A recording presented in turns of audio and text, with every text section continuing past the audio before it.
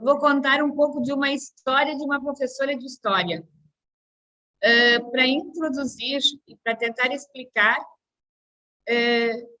o porquê do meu engajamento, da minha crença e do meu trabalho na perspectiva de trabalhar com história regional na concepção como uma característica da história platina. Qualquer dúvida ou problema de entendimento, vocês ou escrevam ali no chat, ou depois a gente também abre um momento para algumas perguntas, certo? Estou muito feliz de estar aqui, de dizer que penso que esse curso de História Regional é muito importante, porque ele vem motivar a estudos e a olhares e práticas diferenciadas quando nós tratamos do nosso território, e não só. Tá? Então, tudo depende muito da perspectiva pelo qual nós percebemos a história. Tomando um café que o Palermo me deu.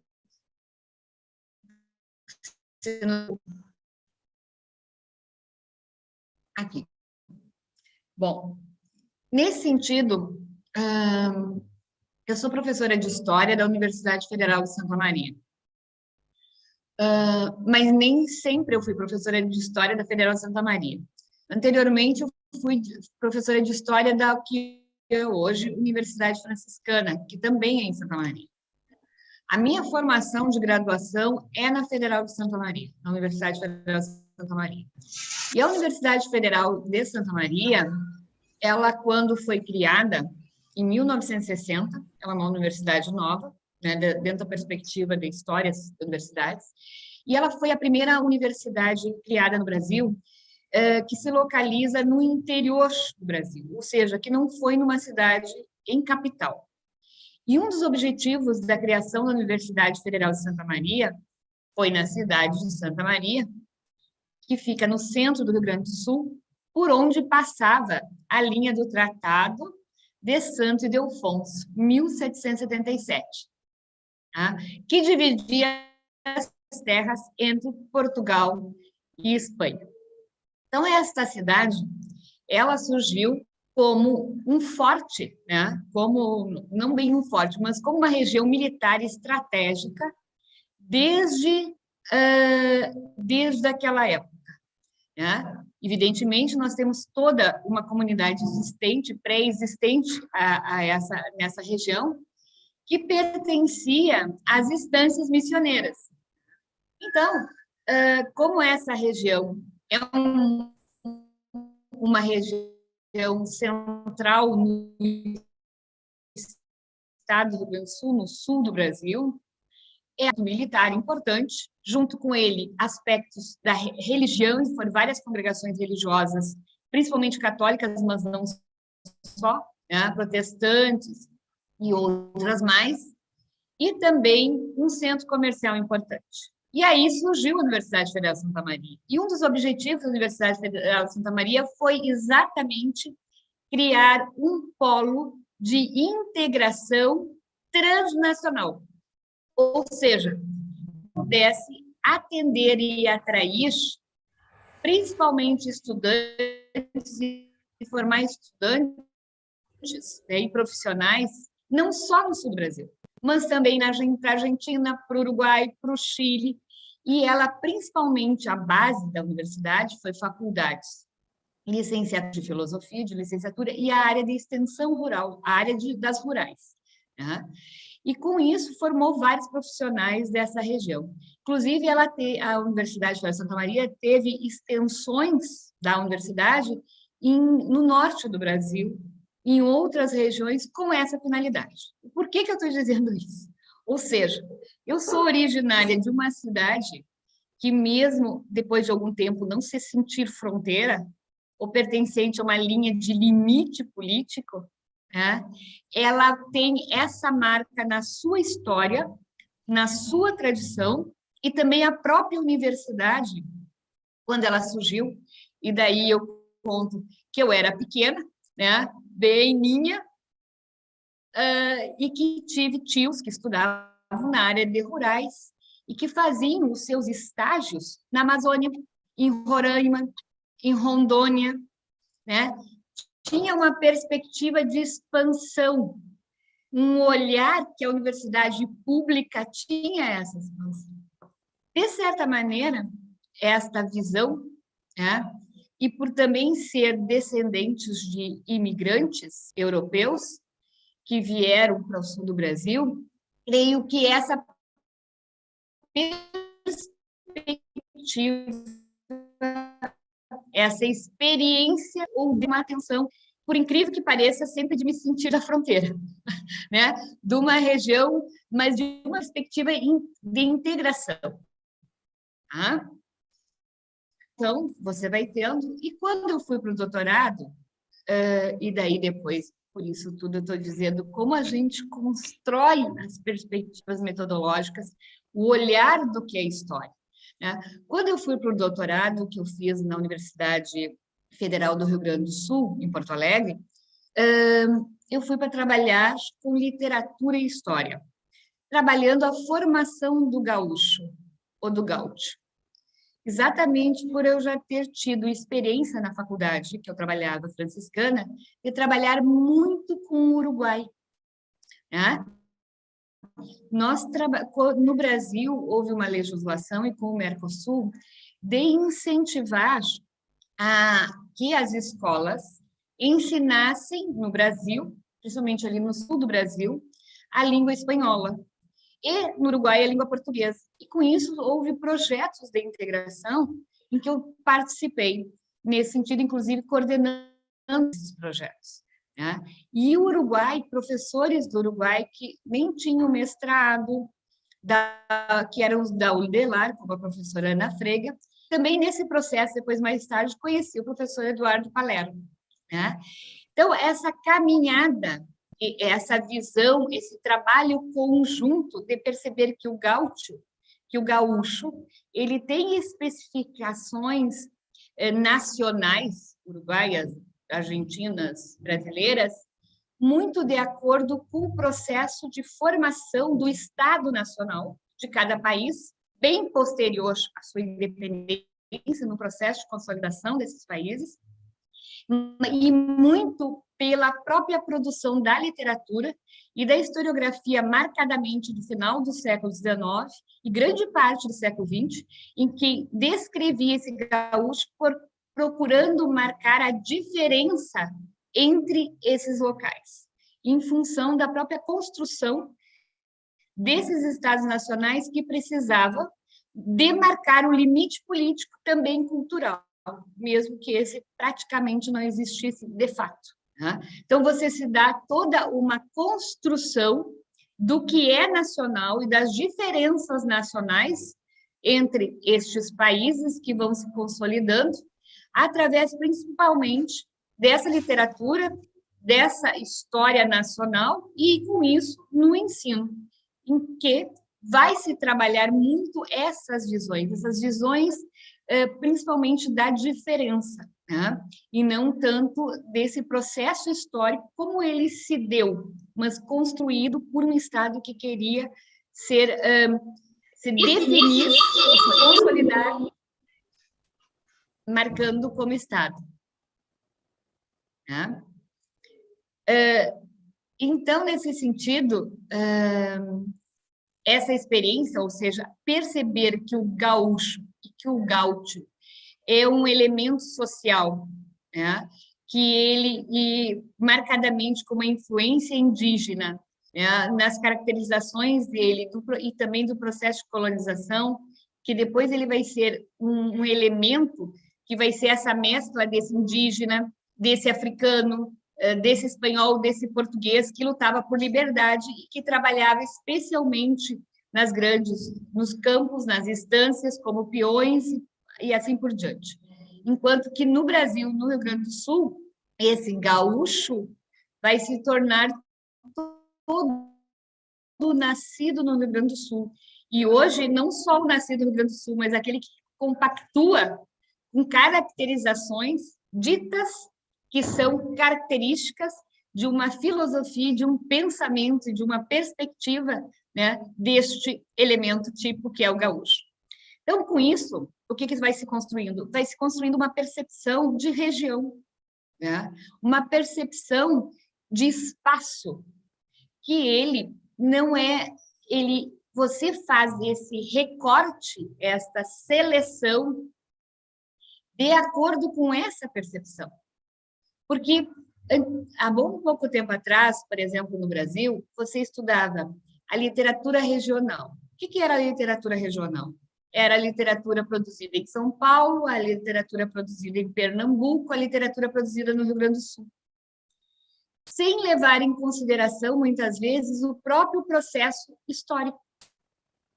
Que essa literatura do Rio Grande do Sul sobre o gaúcho, como você vai trabalhar isso? Exclusivamente dentro de um limite político que foi construído no século XIX. Né? Sem perceber o todo, mesmo que se fale. Então, você observa muito nessas caracterizações e nesses estudos a função que se deu muito para a história como uma disciplina que ela vai surgir enquanto disciplina fortemente depois da Revolução Francesa para construir as histórias nacionais. Aí nós pegamos o próprio Eric Hobsbawm, né, que vai dizer da invenção das tradições, mostrando que toda essa concepção do que é nação, do que é pátria e do que é Estado Nacional, isso como sinônimos iguais, porque essas palavras, esses termos, antes desse processo, ou mesmo durante, tiveram significados diferentes, tiveram percepções diferentes. A pátria é o local que tu nasce, né? A nação, o grupo que tu pertence, e isso se transforma para o Estado Nacional, ou passa, a minha identidade é de brasileiro, né? Não é de Santa Maria, a minha nacionalidade, né? Eu nasci em Santa Maria, o local de nascimento, mas a minha nacionalidade é brasileira. Né? Então, também essas noções e esse significado, eles se mudam com o tempo. Eles vão se adequando, eles vão sendo construídos dentro dessas filosofias e dentro dessa organização social que cria esses estados e pelo quais, de uma forma ou de outra, nós vivemos hoje. Tá? Então, nesse sentido, nós podemos perceber que essa construção da história, né, e da história regional, ele é muito forte. E, como eu disse, se eu estudar no Brasil, por exemplo, a história dos nordestinos, eu posso estudar São Paulo, que grande parte da população paulista é vinda, migrada da região territorial espacial do Nordeste. Se eu for estudar hoje onde estão os gaúchos, nós conversando, Mato Grosso do Sul, Paraná, Amazônia, Polônia, né, temos muitos gaúchos espalhados por este mundo, né, não especificamente o espaço físico do Rio Grande do Sul, mas ele tem vínculo, evidentemente, nessa construção da identidade. Então, o que eu quero comentar com isso? Voltando para a minha história, fui fazer, como eu disse, o doutorado, de trabalhar com história e literatura. Tive que cambiar de tema, em função da orientação. E, em função da orientação, eu tive que, e dos textos que eu comecei a ler, trabalhavam muito sobre o gaúcho, de certa maneira, com a Revolução Farroupilha.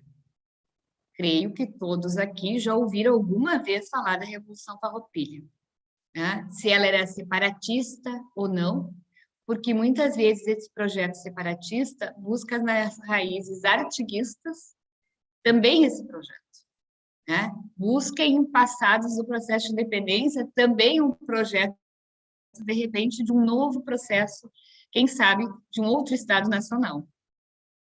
Então, a Revolução Farroupilha, dentro da Revolução Farroupilha, o que eu percebia? Que os ideais que estavam ali, as transcrições, os documentos escritos, falavam muito do federalismo. E no Brasil, pouco se falava sobre federalismo. Né? Quando se falava em federalismo, se falava muito da República Brasileira, da construção do Estado Federal Brasileiro com a República, e com o conceito que se construía por ali. Mas trabalhar realmente o que era o federalismo, aonde eu fui buscar inspiração e conhecimento? Na historiografia argentina, principalmente no José Carlos Chiaramonte e outros autores, como também no Uruguai, buscando o que é federalismo. Quando eu comecei a ler e procurei a documentação, cartas, correspondências, jornais de época, eu comecei a perceber do que os livros de história contemporâneos, quando falavam sobre a Revolução Farroupilha, eles usavam termos, palavras como autonomia, soberania, federalismo, e outros mais, de um sentido destes conceitos atuais, e não do entendimento daquele período, como a pátria, como eu comentei antes, como a região, Exatamente, Victor Hugo, exatamente, as ideias do Artigas entre a questão do federalismo. E sabe, Victor, fazendo algo, o Artigas tem uma influência franciscana muito forte, que a organização dos franciscanos é uma organização federalista. Então, o federalismo ele já vem desde antes, nós temos a Confederação Germânica, que depois, com o processo, a gente vai ver várias questões que esse federalismo ele tem significados também diferenciados do que nós vamos compreender depois. Mas essas ideias, como o próprio Artigas lutou, elas permeavam, estavam presentes nesse contexto histórico, porque grande parte dos moradores, principalmente dos que tinham terras, no Rio Grande do Sul, principalmente na metade do Rio Grande do Sul, depois eu vou mostrar um mapa, eu vou falar sobre isso, eles também tinham terras no Uruguai, ou famílias. Muitos dos líderes farroupilhas eram casados, ou dizer hoje, ou com correntinas. Então, se tinha as famílias, esses laços familiares, e pelos laços familiares, a própria formação destes homens e mulheres, a história não conta muito a história das mulheres, não é porque elas não existiam, não é porque elas não eram líderes, não é porque elas não tinham atuação, é porque não se registra e não se preocupava em estudar. Muitas coisas que a gente não sabe ou diz que não existiam, é porque nós não conhecemos. Se a gente for para as fontes históricas, se a gente encontra as fontes históricas e vai em busca delas, a maioria está sendo digitalizada, mas muitas não. Tem muitos acervos em mãos privadas de famílias. Você vê a atuação, por exemplo, como políticas, como articuladoras políticas, enquanto os homens iam para a guerra, e as mulheres articulavam, faziam a política. Isso é muito, e não é só naquela época, hoje também.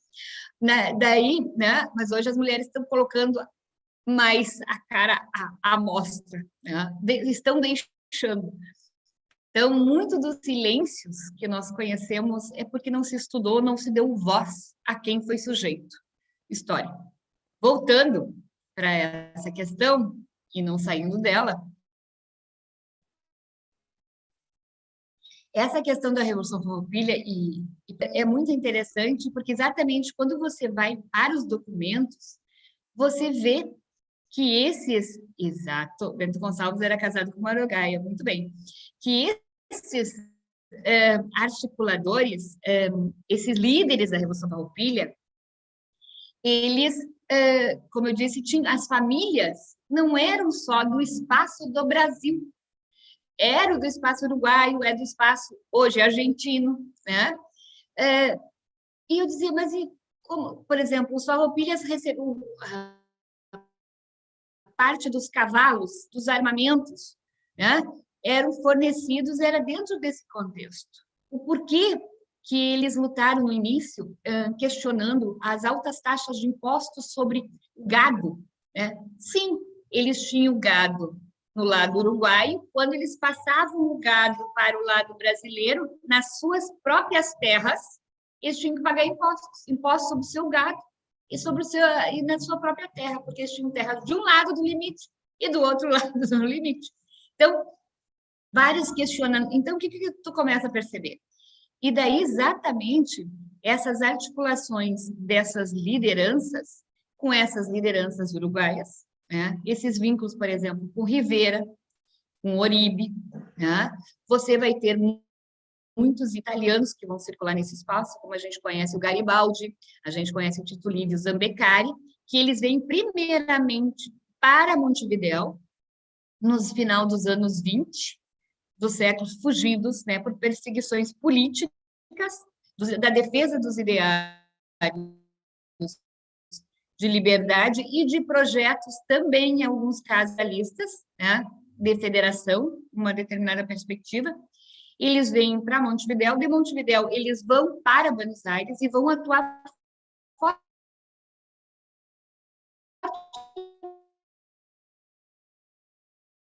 fortemente em Buenos Aires. Em Buenos Aires, nós vamos ter a presença desses italianos, que muitos deles vão sair de Buenos Aires quando Rosas assume, em 1830, e vão vir ao Uruguai, e aí eles vão se articular e conhecer muitos desses elementos, dessa elite, pode-se dizer assim, do Rio Grande do Sul, que a gente chama do Rio Grande do Sul, e pelo projeto... Como? Não? Tá, e por esse projeto, né, saindo do Rio Grande do Sul, e por esse projeto, porque o Brasil, desses farroupilhas, o Brasil ficou independente em 1822, este ano faz 200 anos, e a Carta Constitucional que estava sendo escrita, ela seguia muito uma perspectiva também de defesa de uma monarquia federalista, mas não foi aceita, e é feita uma carta outorgada centralizadora, né? E começam a surgir muitos movimentos pelo Brasil todo questionando as várias províncias brasileiras, questionam a forma pelo qual estava sendo organizado. E isso, né, faz com que se crie, em 1832, que não existia dessa forma. As câmaras municipais, né, como mais ou menos funcionando parecido como cabildos, né, nessa época. Então, o que vai ocorrer? Nesses questionamentos a forma pelo qual o Brasil, o Império Brasileiro estava sendo organizado, essa elite que vivia no Rio Grande do Sul, principalmente que atuava politicamente, economicamente, né, eles, com essa vivência republicana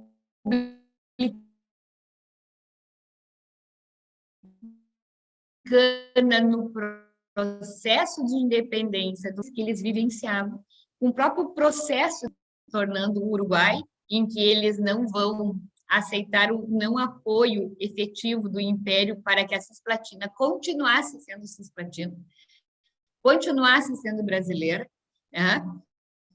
Eles não vão aceitar muito, mas esse conhecimento dessas ideias, aí entra a questão do artiguismo e de vários outros, né?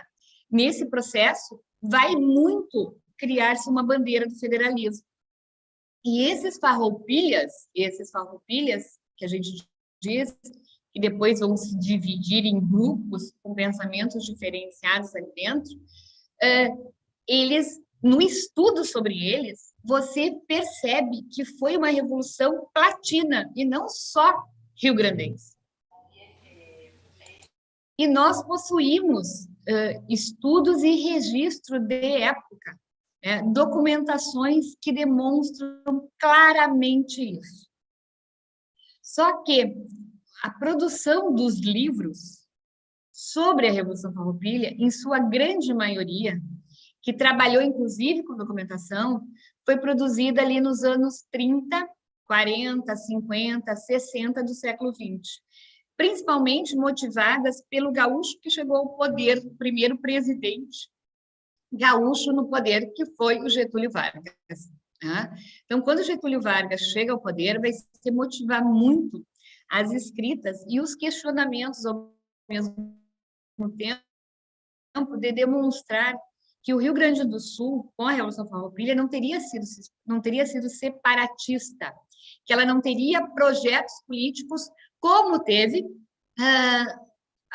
aqui em toda a região do Vice-Reino. Surgiu o Uruguai, surgiu o Paraguai, né? Depois a Argentina, além da província de Buenos Aires e a Confederação Argentina se uniram, surgindo a Argentina, né?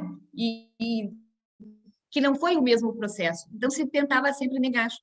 E eu sempre conto isso, que um documento muito, vamos dizer assim, as cartas do Bento Gonçalves são impressionantes, porque você ouvia nesses livros, você lia e você aprendia na escola, esses líderes, eles eram todos estancieiros, que não tinham curso superior, que não estudaram em Coimbra e que eles não sabiam o que faziam, eram caudilhos, que não sabiam o que faziam, lutavam por seus interesses econômicos.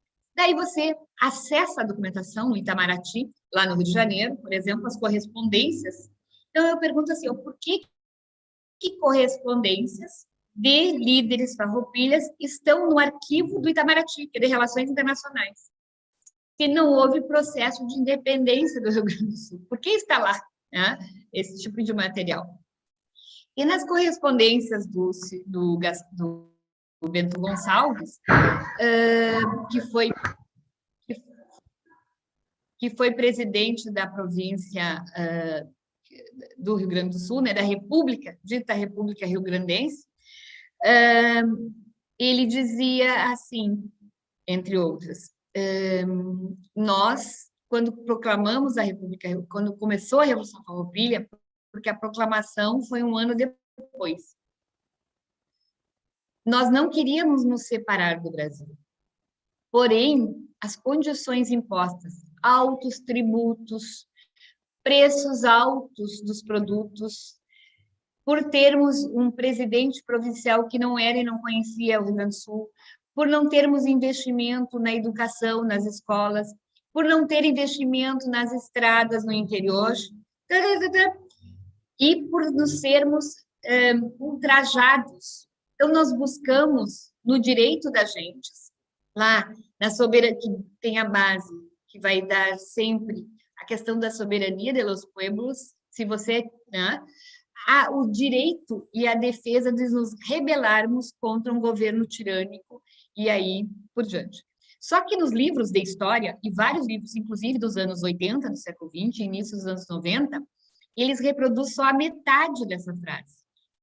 E argumentavam que o Rio Grande do Sul não queria ser independente, porque o Bento dizia, nós, quando proclamamos, ali, quando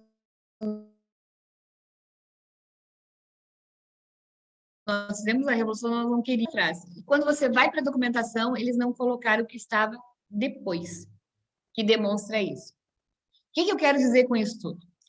Que aquilo que às vezes a gente estuda nas escolas, né, estuda até mesmo na universidade, em vários períodos, eles são muito frutos desse processo de construção de uma educação formal que faz parte da construção do Estado Nacional. Está muito articulado com isso, com a visão de mundo e com o que se pretende disso. E graças, né, muito aos projetos e aos cursos de pós-graduações, como, por exemplo, esse que vocês estão fazendo agora, que é uma especialização em História Regional da Fronteira, né, eles abrem, eles possibilitam, eles estimulam você a fazer investigação, você ir para os documentos, ir para aquilo que está próximo de ti, né, buscar informações e não simplesmente repetir o que está nos livros. Os livros são fontes importantíssimas, e por serem fontes importantíssimas, eles nos dão indícios, pistas, da onde nós podemos caminhar como um grande jogo, né? Que a gente vai ver, por exemplo, peças que vão, né, se organizando com várias montagens que, com o tempo, você percebe que vão criar um panorama, né, uma visão, um dibujo, por dizer assim, diferente daquilo que antes nós tínhamos apenas um pequeno pedaço. E com o tempo você vai ver que a soma de estudos, as somas dessas questões vão dando outro panorama da realidade pelo qual a gente vive. Porque no Brasil e no Rio Grande do Sul, a questão da Revolução Farroupilha é um feriado, né, é comemorado como algo como algo heróis nacionais. Enquanto na documentação você percebe que foi um questionamento muito forte a um projeto do governo, que estava imperial, com outro projeto político, ou com outros projetos políticos baseados no federalismo, e exatamente com essa articulação, com essa visão, com essa influência, mas não é uma influência de fora, é uma influência de dentro, porque esses personagens pertenciam a uma região que foi construída e marcada pela questão da fronteira, né? Em que os rios Uruguai, o rio, enfim, são veias, né, de interligação dessas sociedades. E isso, nesses livros, procurava sempre demarcar a diferença, que isso não acontecia. Né? Então, com isso, com essas percepções, eu trabalhei uma visão de Revolução Farroupilha dentro como uma variável, como um acontecimento platino. O que gerou isso? Gerou eu acabar criando, né, propondo um grupo de investigação já quando eu estava na faculdade franciscana e depois quando eu fui para a Universidade Federal, com o nome História Platina. Né? Porque eu percebi, e aí eu falo sempre do Chiaramonte com muita admiração e muito carinho, tá? Porque foi um professor da Universidade de Buenos Aires, que ele é de Rosário, na Argentina, que é do interior da Argentina. Creio que isso vai influenciar fortemente no tipo de visão de história que ele tem, dentro do próprio processo nacional argentino, né? Das diferenças entre o que é produzido no centro, o que é produzido por outros em determinados períodos. Ele sempre, né, demarcou isso. Então, com essa perspectiva, como eu disse para vocês, eu procurei trabalhar com essa visão de história platina. E o que significa isso? Agora eu vou tentar compartilhar, isso era apenas a introdução, tá? Eu vou tentar compartilhar aqui.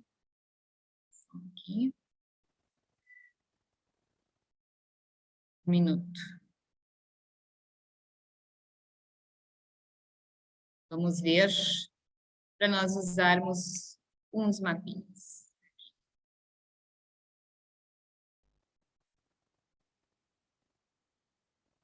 Vocês, se estiverem muito cansados, vocês vão me falando, sabe? Porque eu, às vezes, não tenho a percepção. Ok? Então, história platina, fronteira e região. Não durmam, por favor, tá? Deixa eu ver se eu vou...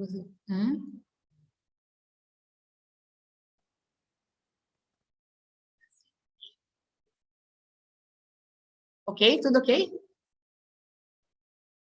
Certo?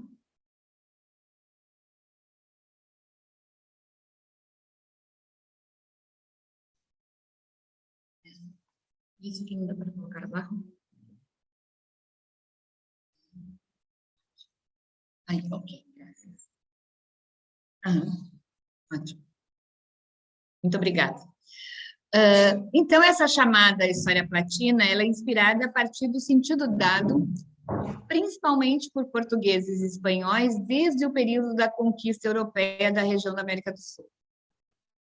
Motivado pelas relações globais de interesses econômicos e políticos, de domínio direto ou indireto de um vasto espaço territorial. Espaço este compreendido, em nossa perspectiva, pelos territórios banhados pelos rios, tanto os que desaguam diretamente na bacia platina, do Prata, como a interligação de seus afluentes que adentram para o território destes países, especialmente Argentina, Uruguai, Brasil, Paraguai. Dito isso, de forma muito sintética, mas que define, de certa forma, as percepções, abrangências, relações, espaços específicos, que poderão ser definidos tanto por sua territorialidade, como por suas relações, tanto em nível local como global. Assim percebemos a região pelo qual denominamos espaço platino, e no qual também lhe damos um significado, especificando o seu estudo a partir da construção de uma história platina, em que, independentemente da metodologia de pesquisa e fontes ou do tema, procuramos construir uma história que trabalha para além dos limites dos estados nacionais, mas que trabalha também, né, desses estados nacionais, mas que poderá trabalhar com os mesmos, com esses limites. Temos que os considerar, eles existem, né, e influenciam. E considerando os estados absolutistas, que aqui fizeram colônias, os novos estados nacionais, sua construção, consolidação e as relações dessas regiões no macro global ou na micro-região. Então, com isso, nessa história platina, algo que é muito importante é as noções que nós podemos ter de fronteira, tá? Que são diversas. Tá? Nós podemos ter a fronteira como um espaço fronteiriço, ou seja, ela não é o limite político, o traçado imaginário ou natural, mas se diz que ali é o limite. Tá? Então, ele é todo o espaço que permeia essas influências que tiveram fortemente marcadas nos vários processos históricos, ou no processo histórico, se assim for dizer, de uma determinada região.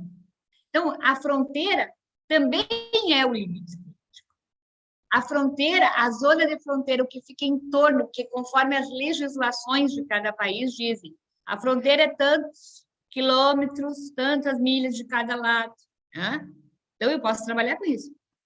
Eu posso trabalhar a fronteira como espaço fronteiriço e a fronteira como região. Tá?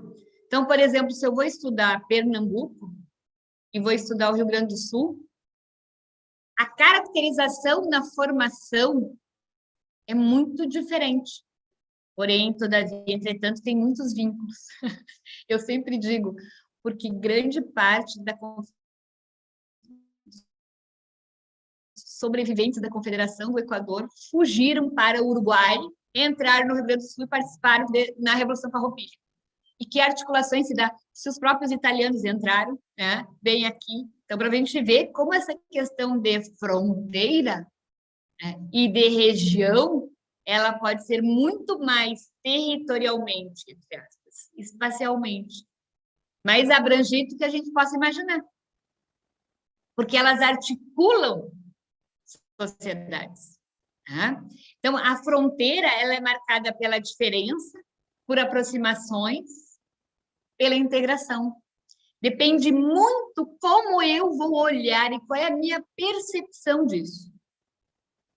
A fronteira cultural, como eu antes falei, por exemplo, na produção da própria historiografia, na percepção da própria do conhecimento ou da história. Né? As diferenças, por exemplo, entre como nós trabalhamos com a história indígena. Ela é uma pré-história? O que ela é? Como que nós trabalhamos toda a influência afro, toda a presença afro na nossa história? Como algo, um subitem? Como que nós integramos isso? Para estudos, às vezes, a gente tem que fazer seleções, mas o como eu vou trabalhar? Como eu percebo isso? Como eu percebo a sociedade? Então, essas questões de fronteiras culturais, muito mais, né? Fronteira interna, nesses espaços. nesses conceitos? Como que se dá a questão da fronteira interna dentro do Brasil, dentro da Argentina e no espaço fronteiriço latino? Como que é a questão da fronteira interna? As fronteiras sociais, né? Que entram aí muitas questões culturais também, em que os processos, por exemplo, migratórios, que a gente vê, né? Como está presente isso. E dentro todas essas questões, eu posso ainda trabalhar com os conceitos de fronteira móvel, que ela pode estar dentro de um espaço fronteiriço, que ela pode ser considerada dentro de uma zona de fronteira, eu posso perceber uma fronteira manejada, mas com qual percepção essa minha fronteira é manejada? Enquanto limite político, que eu estou de um lado e do outro, como que eu percebo isso? É uma fronteira indivíduo, principalmente trabalhada, o Pablo Dobik, né, trabalhou muito com o caudilho enquanto um elemento que pega com ele, vivencia uma fronteira indivíduo. A fronteira está com ele por onde ele passa, aonde ele leva, ele se sente aqui o meu território, comigo esse espaço se amplia ou não, de acordo com a minha perspectiva.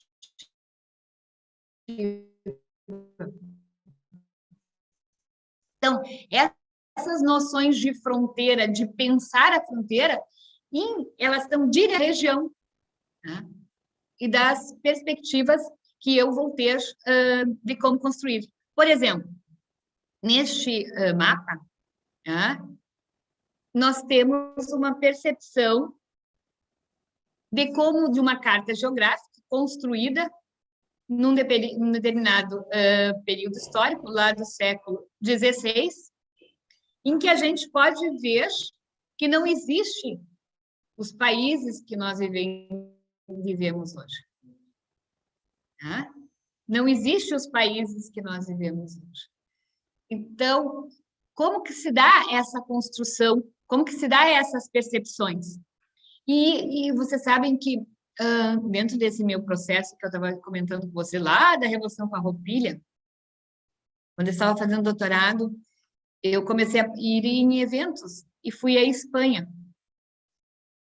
Depois também fui fazer uma parte do meu doutorado em Coimbra e também fui rapidamente a Salamanca.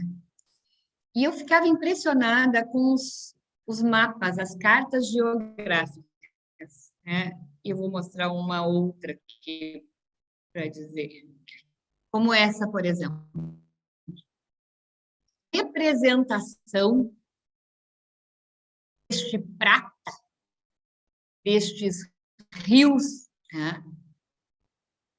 É muito demarcada. O tamanho, a dimensão.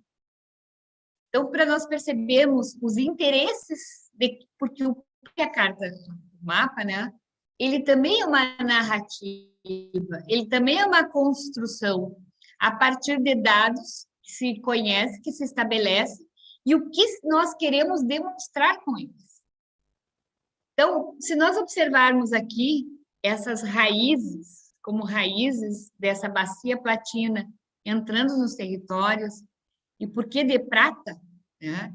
Todo em cima de lendas indígenas, né? E de crenças que por esses rios levaria aos grandes mananciais de pedras preciosas, né?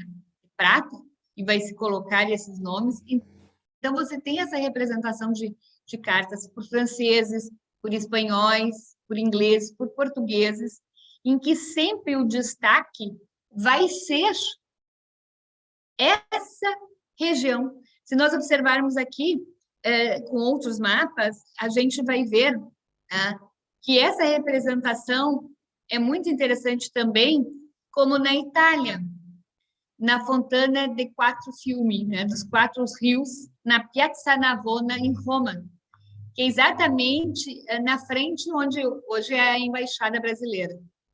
Essa fonte, que é de 1648, obra do Gian Lorenzo Bernini, e que foi pedido, né, encomendado pelo Papa Inocêncio X, aqui se faz uma representação do domínio europeu, lá 1648, 51, período que ela foi feita, do domínio europeu em que continentes.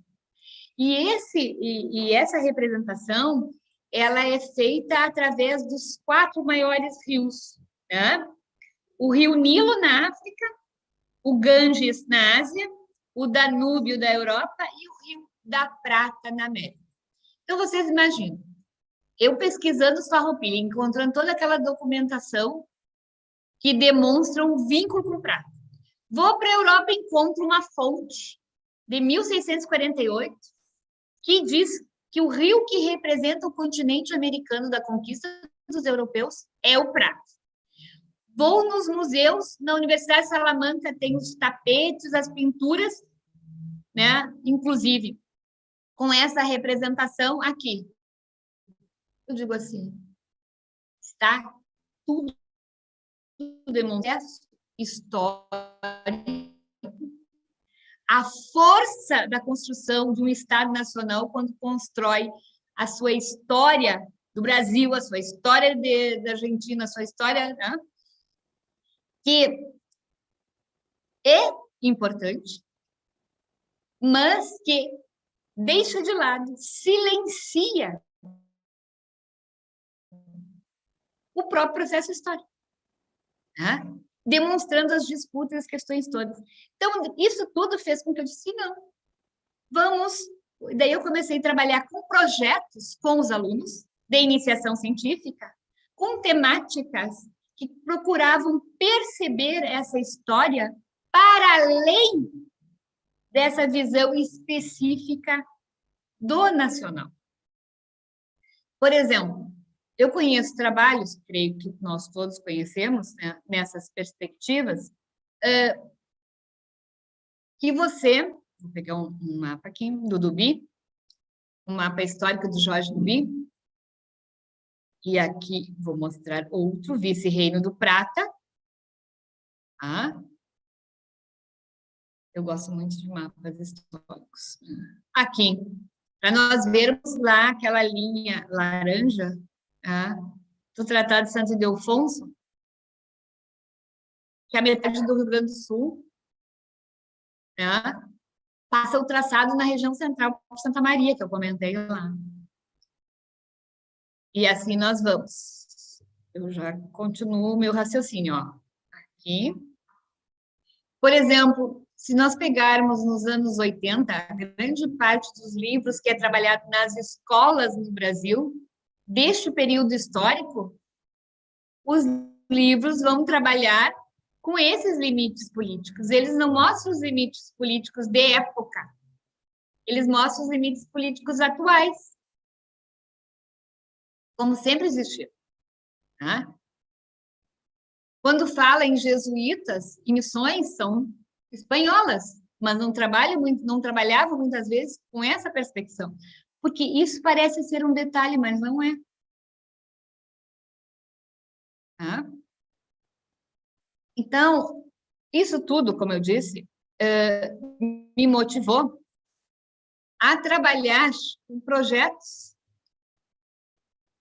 que, desde a iniciação científica, que procurasse em outros temas ou vinculados a construir, a perceber essa construção dentro de uma noção de espaço fronteiriço latino. Por quê? Porque, como eu disse, existem livros, vários trabalhos, inclusive teses, dissertações, que trabalham, vamos supor, sobre a questão da escravidão no Rio Grande do Sul, né, em determinadas regiões, dados da força política do comércio ou de alguns latifundiários, em que pegam dados e dizem, aqui em Livramento tem este outro personagem que tem uma pequena porção de terras, pelas fontes encontradas, X cabeças de gado, X escravos, tá? Mas ele mesmo não sendo um grande proprietário, pelos registros encontrados, tá? Ele tem uma força política muito grande, que às vezes pode destoar daqueles conceitos que dizem que são grandes latifundiários, que são grandes comerciantes. Porém, todavia, entretanto, se você passa para o lado de Rivera, né, para o lado, vai para Melo, você encontra que ele tem uma grande extensão de terras do outro lado, deste limite político. Ou seja, a percepção muda. Né?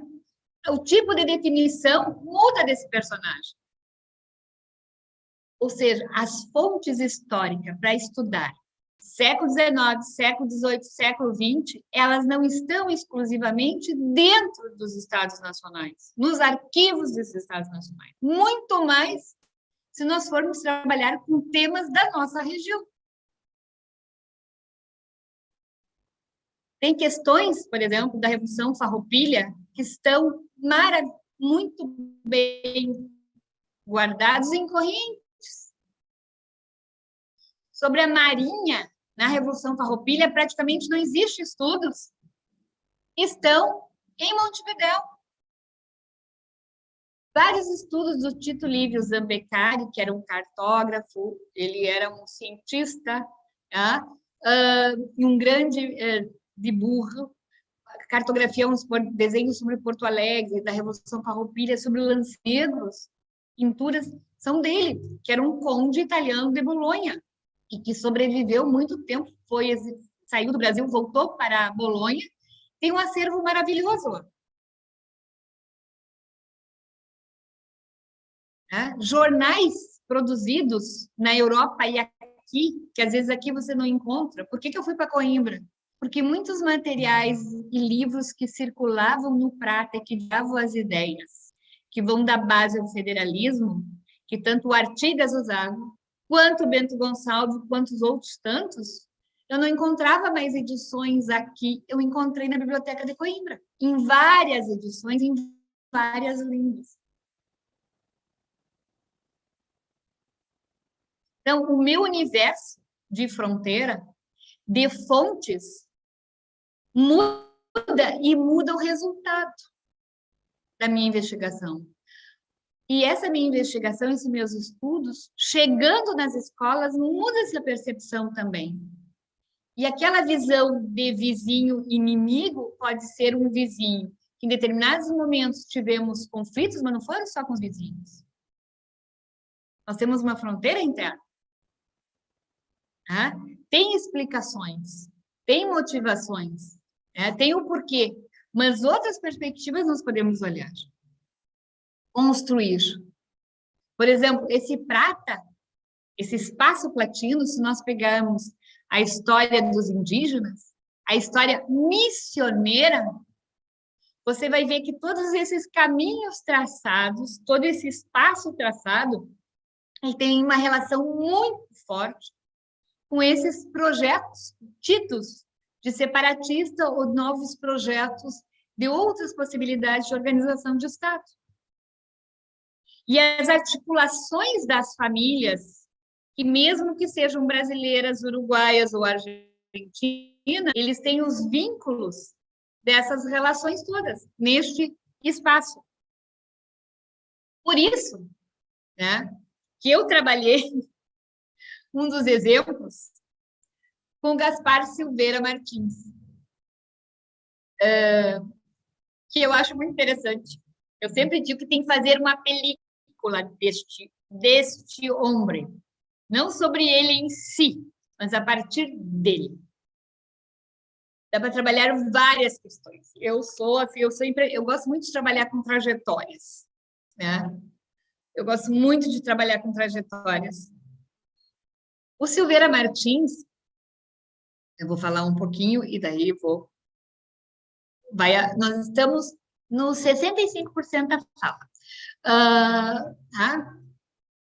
O Silveira Martins, Gaspar Silveira Martins, é um nome, ou melhor, Silveira Martins é o nome de uma cidade hoje, que fica próximo à cidade de Santa Maria, em torno de 35 quilômetros, mais ou menos. Silveira Martins foi o nome dado à quarta colônia de imigração italiana criada pelo Império Brasileiro do Dom Pedro II, no Rio Grande do Sul, em 1877. E o Silveira Martins é o nome de um personagem que foi deputado no Rio Grande do Sul na época do Império, foi senador, foi ministro, foi presidente da província do Rio Grande do Sul, que é o Gaspar Silveira Martins. Ele nasceu em Melo, no Uruguai, tá? Filho de mãe e pai brasileiros, proprietários de terras tanto no Uruguai quanto no Rio Grande do Sul, na região de Bagé. E na época, a legislação dizia que filhos é uma dupla cidadania. Ele era tanto brasileiro quanto uruguaio. E ele foi um dos principais líderes da Revolução Federalista do final do século XIX, 1891, aqui, segundo a tese do Gustavo, a 1895, 96. Vou só fazer um parênteses na Revolução Federalista. A grande parte dos livros sobre a Revolução Federalista no Brasil, sobre o Rio Grande do Sul, ela foi escrita principalmente a partir dos anos 90, mesmo que tivesse algumas coisas antes, porque ela era um tabu, não se falava dela. Por quê? Porque no primeiro momento, hoje eu sei que tem um outro porquê. Num primeiro momento, ela é uma revolução muito violenta, muito violenta. Há muitas mortes, tá? Por degola, entre a própria elite e entre os próprios habitantes do Rio Grande do Sul. Hoje a gente não sabe que não é só que se participava muitos do Uruguai, muitos da Argentina, do Paraguai, de alguns outros estados brasileiros, e se percebe que a Revolução Federalista ela se articula num espaço fronteiriço platino. Ela é platina. E ela é contra um projeto de não estar no poder no Brasil, na construção da República, não ser construída, se tivesse feito um golpe, não ser construída e consolidada no seu início pelo poder civil, por não ter uma representação civil. E isso está fortemente marcada nas cartas, nos discursos e na documentação. Porque esse Silveira Martins, ele era um grão-mestre da maçonaria. Ele defendia, era do Partido Liberal, depois do Partido Federalista. Tá? Ele defendia o parlamentarismo, independentemente se fosse república ou monarquia. Ele defendia um Estado laico, porque o Brasil existia uma religião oficial. Tá? Ele defendia um Estado que não tivesse uma religião oficial, liberdade religiosa, e a possibilidade de participação dos estrangeiros no poder. O Silveira Martins, em Melo, no Uruguai, as suas terras, as suas famílias eram vizinhas, né, de colônias valdenses, de imigrantes italianos não católicos.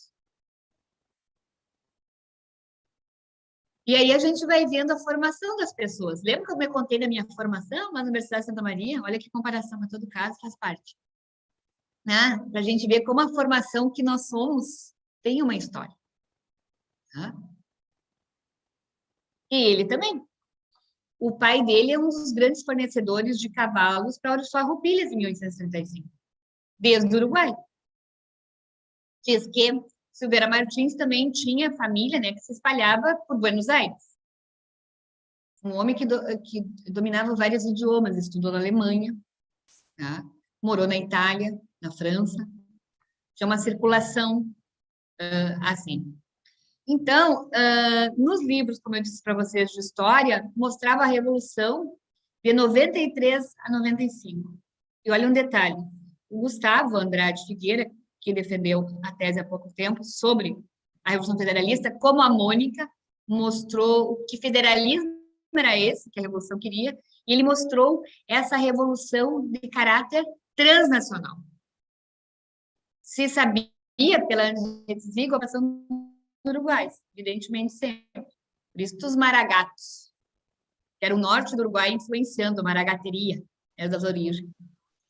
Mas ele mostrou a grande articulação e os caminhos de uma cartografia da guerra a partir de uma cartografia das famílias, uma cartografia das relações sociais, e mostra toda a articulação com a Argentina, Paraguai, até mesmo uma pontinha do Chile.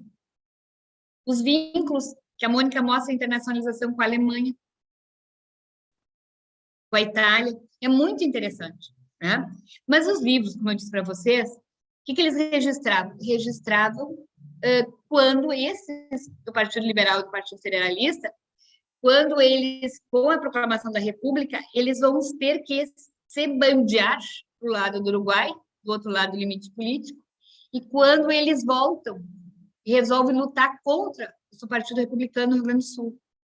Porém, todavia, entretanto, quando se dá a proclamação em 91 que o Júlio de Castilhos é um personagem, por acaso, da região de Santa Maria, que é da cidade de Vila Rica, que fica a 60 quilômetros de Santa Maria, que depois, no período dele, vai levar o nome de Júlio de Castilhos, exatamente por ser da onde a família dele tinha as propriedades. Tá? E do lado nós temos a quarta colônia de imigração italiana, que leva o nome de Silveira Martins. São os dois maiores inimigos dessa guerra.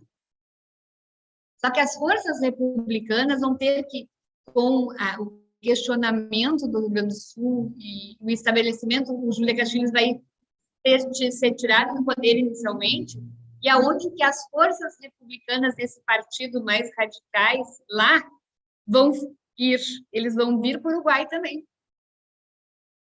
Em 91 eles entram para derrubar aquele governo e depois o outro. Então os livros, como a maior parte das vezes escritos no período do Getúlio Vargas e depois, vão trabalhar com as fontes de quê? Do Partido Republicano Rio-Grandense, o mesmo do Borges de Medeiros, o mesmo do Júlio, que o Getúlio Vargas é fruto deste partido, desta visão. Então, os livros demarcam esta influência. E também o não vínculo com o externo. Todo aquilo que é externo não é bom. Tento não definir essa questão de uma visão integrada do prato, mas de influências negativas. Então, também trabalhar essa Revolução Federalista, como eu disse para vocês, aqui é um dos projetos, daqueles que eu iniciei com vários alunos de iniciação científica. Um trabalhando o nome, outro trabalhando a Revolução, outro trabalhando vários aspectos, né? E aqui nós temos a cidade de Silveira Martins, tá? Que é o berço desta colônia, a quarta colônia, que é formada hoje por territórios se diria, de quase 15 municípios, ou mais, para dizer para vocês. Porém, hoje, esse termo quarta colônia, ele configura um consórcio de 9 municípios, porque o próprio território de Santa Maria seria uma parte dele, quarta colônia, de imigração italiana. Mas hoje, quando a gente fala em quarta colônia, ele se refere a um consórcio de 9 municípios, tá? Em que o berço, o primeiro núcleo, sede disso, foi Silveira Martins. Então, aqui nós temos todo o marco de onde veio a imigração italiana, e que aqui, como eu vou mostrar para vocês, esses 9 municípios no centro do Rio Grande do Sul. Tá? Então, aqui também tem várias imagens recortadas desses municípios, que têm em torno de 1.800 habitantes, outros com 3.000 habitantes, outros com 7.000 habitantes, outro município com 16.000 habitantes, ou seja, da quarta colônia e do Geoparque. Quem não assistiu a abertura do curso na sexta-feira, na quinta-feira, dia 21 à noite, que teve uma mesa sobre Geoparque, que foi apresentado sobre o projeto para a Unesco do Geoparque Quarta Colônia, está no YouTube, aqui do museu disponível. Né? Então, são esses 9 municípios dessa região que está sendo organizado essa tentativa, né, que está encaminhada à Unesco de criar o Geoparque. Então, essa região, como pertencente ao território à Quarta Colônia, leva o nome desse personagem, do Gaspar Silveira Martins, fazendo uma fofoca, não sei como se diz em espanhol, fofoca? Fofoca, também. Histórica, tiste. Tá bem. Ok. Então, se conta a história que o Gaspar Silveira Martins era um homem muito elegante. Ele tinha um poder de oratória, de discurso muito forte. Era um homem elegante, alto, sei lá, bom, no caso. E que, em cada esquina, né, tinha várias, assim, enamoradas por ele. E que, quando, com a crise no Império, o Dom Pedro II o chama, aqui do Rio Grande do Sul, ele era presidente da província, para ver se ele aceitava a ser o presidente do Conselho dos Ministros, né, de ir lá atuar mais nesse Conselho dos Ministros no Rio de Janeiro, junto com ele. O chama. E o que ocorre? O Deodoro Fonseca, que é o proclamador da República Brasileira, que era militar, né? Disse que o Deodoro tinha uma namorada, não a esposa, a outra, que era do Rio Grande do Sul, uma gaúcha. Tá? E que esta namorada abandona o Deodoro pelo Silveira Martins. Tá? E quando o Deodoro fica sabendo que o Silveira Martins vai assumir a coordenação, né, que vai mudar, porque o Dom Pedro fazia em tempos, ele mudava esse conselho, às vezes era do Partido Conservador e às vezes do Partido Liberal, para dar um equilíbrio. Quando ele via que a coisa ia, ele mudava o Conselho de Ministros. Né? Quando ele viu, imagina se o Deodoro ia deixar, e fez a proclamação da República Brasileira. Esta é a fofoca de bastidor. Tá? Então, com isso, tanto que o Silveira Martins é exilado junto com a família real portuguesa, vão para a França com a proclamação da República. E ele volta ali nos anos 90, que vai acabar depois levando a Revolução Federalista, mesmo, segundo a documentação, ele não queria a guerra. Né? Mas nós vamos ter o Joca Tavares, todo um grupo que vai acabar, porque eles pensavam que o Deodoro saindo do poder, um tipo de perspectiva que o poder não iria continuar sendo exercido por não civil. Tá? E como não acontece isso, daí acaba levando a Revolução Federalista. Tá? Então, com isso, surgiram vários trabalhos. Surgiram trabalhos de pesquisa que vão trabalhar a partir do Gaspar Silveira Martins com perspectivas dentro da história platina. Então, o Gaspar é um personagem platino, tá? Para além de ser brasileiro e uruguaio, dupla cidadania mostra, a partir desse personagem, nós observamos várias questões. O próprio nome, por exemplo, a cidade de Silveira Martins, no início dos anos 90, queria cambiar o nome.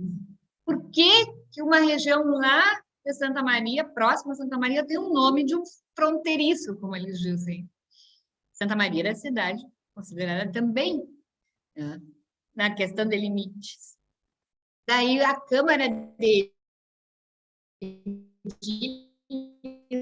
pediu que eu fosse fazer uma histórica. E fui. Foi muito interessante. Falei 2 horas, que nem vou para vocês, para os edis. E eles prestaram atenção. E tinha alunos e professores, né? E daí eu expliquei que ele era exatamente dupla cidadania e qual era uma das principais regiões que o elegia, seu campo eleitoral Santa Maria, a região central do Rio Grande do Sul.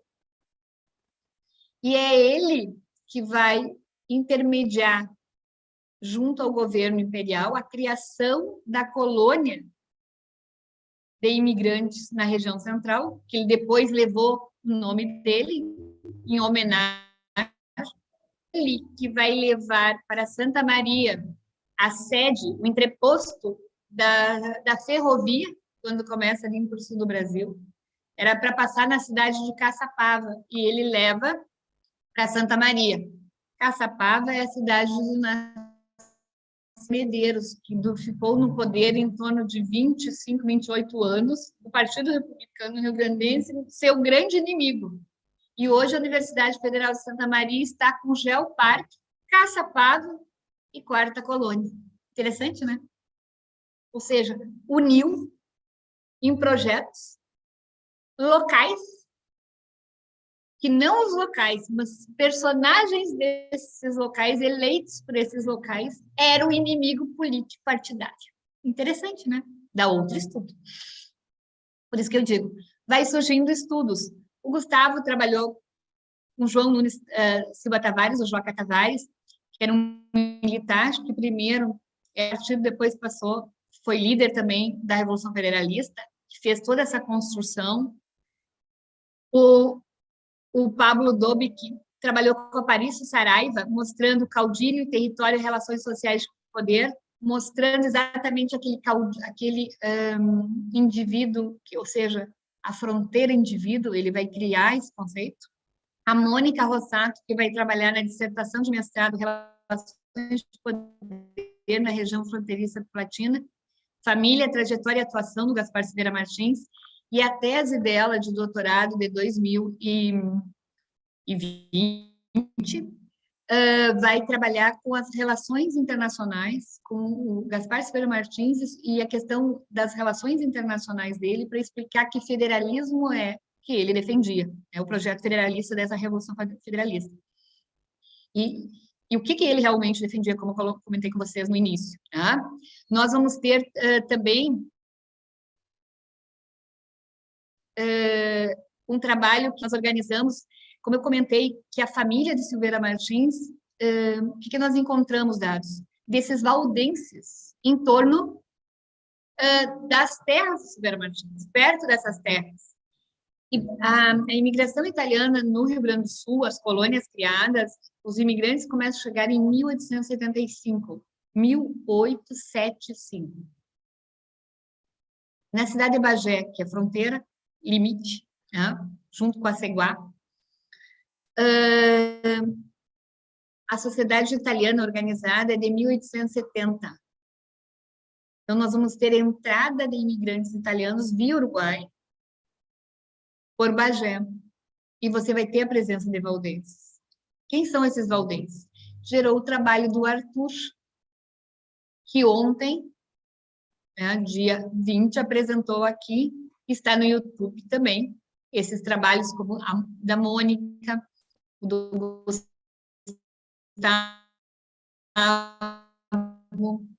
do Arthur, no YouTube do museu, a apresentação deles. Essa perspectiva também de fronteira, por exemplo, o João Vitor Salsi, que trabalhou lá com o oeste de Santa Catarina, que limite a sua cidade com a região de Misiones, também foi além de trabalhar características que antes estudavam exclusivamente do local brasileiro, com outra visão, tendo o local como uma fronteira, pertencente à região fronteiriça. Né? E assim nós fomos organizando. Né? Nós vamos ter também o Márcio, que trabalhou uma fronteira e integração, o papel da paróquia de São Patrício do Itaqui, que é uma grande região territorial, do oeste da província do Rio Grande do Sul. Ele trabalha muito com o comércio, né? Nessa fronteira que pega toda a Alegrete, que se vai, dança dos rios, né? Também neste comércio. Então, nós vamos ter vários trabalhos que vão surgir disso. E com isso, tá? Depois para encerrar, também surgem os projetos de extensão. buscando aonde estão as fontes, trabalhar com essa história platina nos levou a trabalhar com projetos de extensão. Eu vou concluir depois, já para não cansar muito vocês. Né? Que extensão? Que temos um projeto em Bagé, em Dom Diogo, um acervo maravilhoso. Eles queriam, não existia o arquivo municipal, foi organizado o arquivo municipal numa antiga sede da cooperativa de lãs, está aqui no nosso grupo, o professor Jorge Cruz, né, e a professora Luciana, que onde também falou, Brito, nós montamos um projeto de extensão lá para trabalhar com pessoas, né, tanto do museu, do futuro, e daí ampliado o arquivo municipal, com o Dr. Cláudio também, sobre articulado muito por um aluno nosso de lá, o Gustavo, né, sobre como trabalhar e preservar a documentação. Com isso, nós encontramos uma família, que é a família do Joca Tavares, que tinha toda a correspondência deste personagem da Revolução Farroupilha, privado, com tudo. E essa família acabou doando para esse arquivo, junto um trabalho daí a professora Fernanda, também da arquivologia, junto com o Jorge, fez a doação, e foi o material que trabalhou para fazer a tese, a dissertação e a tese. Então, projetos de investigação, projetos de extensão levaram auxílio à criação de arquivos, preservação de acervos, né? Todo articulado, do que isso possibilitando o quê? E que acervos são esses? De documentos que circulam para nós trabalhar essa história platina. Né?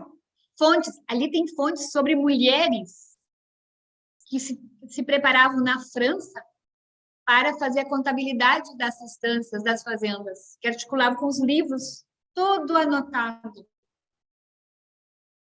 Tá? Então, e o que nós fizemos em Bagé? Nós fizemos um evento, como nós estamos fazendo aqui. Aqui tem uma historicidade bem maior, né? Faz tempo que nós trabalhamos, né? Não é apenas 2 anos. E não é apenas 2 anos, temos, olha, um largo trabalho conjunto. Então, em Bagé, o que nós fizemos? Como vários dos alunos faziam investigações e que encontravam em Bagé, no museu, em famílias, documentos que lá preservavam muito bem, nós fizemos um evento para a comunidade, mostrando o resultado das pesquisas, graças à preservação das famílias e graças à cidade tomar a decisão de fomentar o acervo através do arquivo. Foi muito bom, junto com a Urcamp, né, e junto com as atividades. E ali nós temos uma das primeiras fotos ali, que é a abertura disso. E aqui, ó, nós temos uma foto abaixo desse trabalho aqui em Ribeira, do nosso primeiro encontro, né? Que foi antes da pandemia, foi final de 2019, onde a gente tinha mais liberdade, né? Agora a gente está começando com a questão do presencial, com cuidados e tudo mais. E acima é uma reunião na Câmara de Vereadores, em São João do Polesne, que é uma das cidades da Quarta Colônia, onde está o Centro de Pesquisas Paleontológicas dos dinossauros, que ali nessa região é os dinossauros mais antigos do mundo, que dão base ao projeto do Geoparque. Começamos a fazer de organização e qualificação de pessoal para preservar a documentação e organizar das prefeituras, das intendências, que não tinha uma organização. E também de guardar a memória aí entre os projetos de fotografia, preservação das fotos, de história oral com a comunidade, para saber das suas histórias, que ontem o Eduardo e a Tatiana apresentaram uma parte do que vem sendo feito. Né?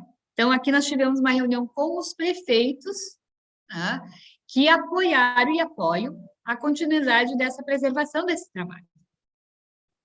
Então, aqui nós temos, ó, o nome do projeto é Patrimônio Histórico, Gestão Documental, hoje tem mais a palavra educação, memória e preservação. com várias ações de extensão. Então, nós unimos o quê? A pesquisa, a extensão e, com isso, o ensino, porque você aprende e você trabalha com a comunidade. Né? A partir com a pandemia, nós organizamos uma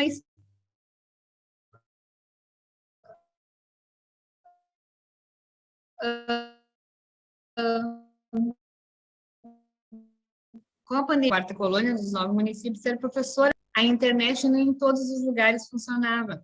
Daí nós fizemos uma exposição online, todo um acompanhamento dos projetos a partir da reconstrução com os alunos, com os ninhos, da sua história de vida, do seu grupo familiar, né? Com a história do seu município durante a pandemia. Então, os professores fizeram toda uma orientação conforme a idade, e isso passou a ser uma exposição online, que está na página da universidade, se alguém tem interesse, e trabalha com educação patrimonial. Então, vocês vão dizer, o que eu tenho a ver com história patina? Tudo. Né? Porque valorizar a nossa história enquanto patrimônio, e conhecê-la, nossa história enquanto patrimônio, né? É a nossa história platina.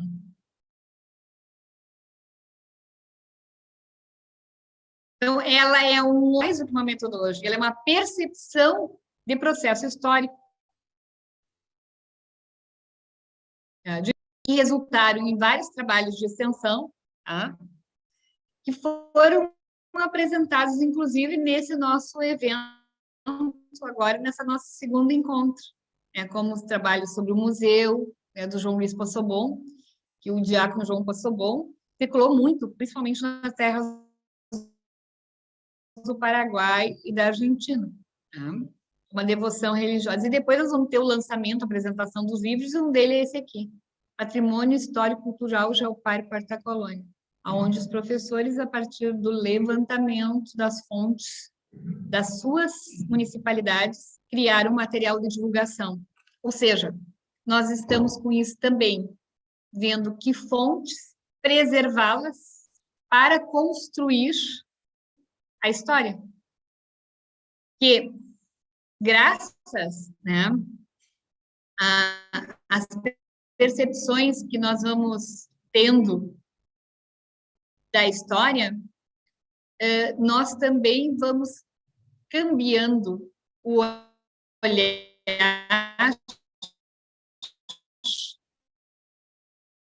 e, quem sabe, retomando, né, a perspectiva de vermos quanto é importante o nosso local. E que a forma pelo qual nós atuamos no local, ele vai determinar o futuro e o presente. E esse nosso local não pode, ele não consegue ser entendido, independente do local que seja, dentro desse contexto, dessa história que nós construímos desse espaço platino, que vai além do limite político dos Estados nacionais, mas os considera também.